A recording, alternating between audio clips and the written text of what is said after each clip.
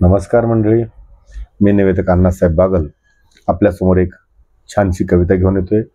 खरं तर कवितेचे कवी कोण आहेत माहीत नाही, परंतु त्यात अतिशय सुंदर अशी कविता या ठिकाणी जी आवडली ती कविता आपल्यासाठी घेऊन येतोय.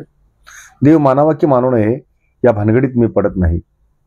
आपल्या मान्यते वाचून देवाचं काही अडत नाही. ज्यांना देव हवा आहे त्यांच्यासाठी तो श्वास आहे. ज्यांना देव नको आहे त्यांच्यासाठी तो भास आहे. आस्तिक नास्तिक वादात मी कधीच पडत नाही. आपल्या मान्यते वाचून देवाचं काही अडत नाही. हार घेऊन रांगेत कधी मी उभा राहत नाही.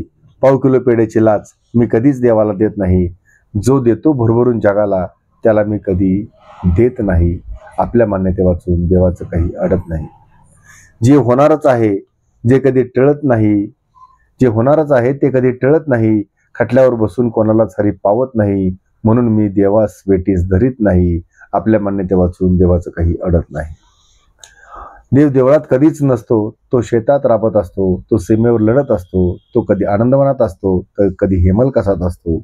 देव शाळेत शिकवत असतो, तो अंगणवाडीत बागडत असतो, तो इस्पितळात शुश्रूषा करत असतो. म्हणूनच ह्यांच्यातला देव मी कधी नाकारत नाही. आपल्या मान्यते वाचून देवाचं काही अडत नाही. आपल्या मान्यते वाचून देवाचं काही अडत नाही.